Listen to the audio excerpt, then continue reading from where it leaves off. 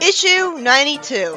I like that it's explained why the wasps are attacking the bee people right away. They want their gold so their leader can become the richest guy in the special zone. So it's not just that they're an invading evil army. And Sonic being in the special zone is developing it with world building, which is refreshing, as we don't just get to see New Tech City, we also get to see Discount Golden Hive. I've forgotten what it's called.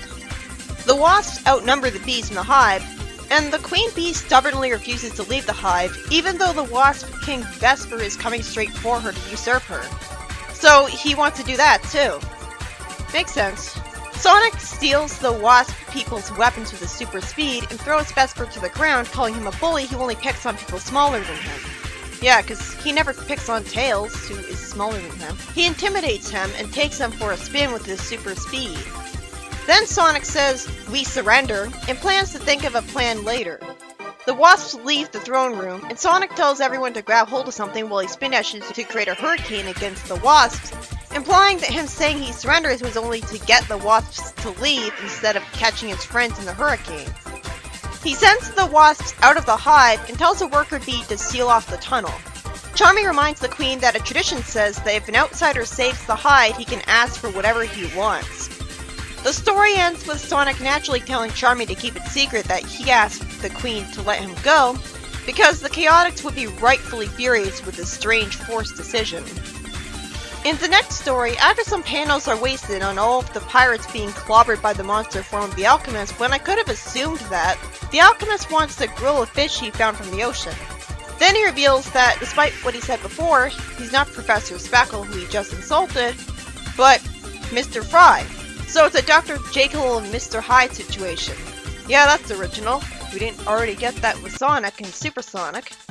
Simpson sweetly says that the pirate leader's just in a mood, and holds Mr. Fry's finger to lead him to the kitchen, where he makes crispy shark steaks for everyone.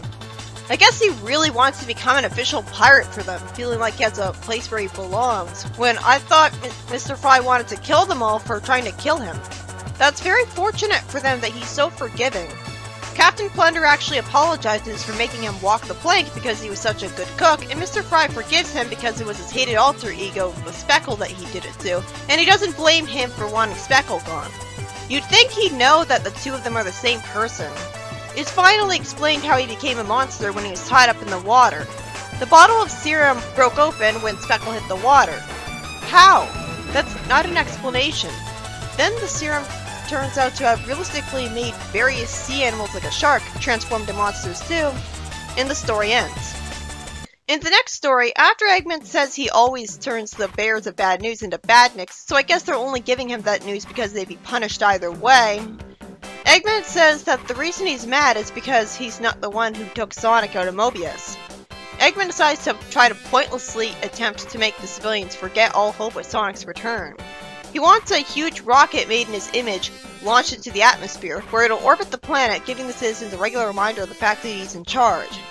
What a gigantic waste of his time, money, and resources that could have gone towards robots and weapons. And it took 2 months! Eggman tells Grimer to launch it despite it needing further tests. I wonder if something will go wrong to make this more interesting. It doesn't fly properly, acting like a popped balloon, and it crashes, conveniently not hitting the villains and killing them.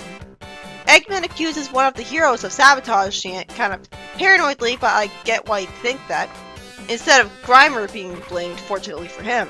And he wants to know who did it by next morning, as he doesn't want to blame himself for saying it should be launched untested.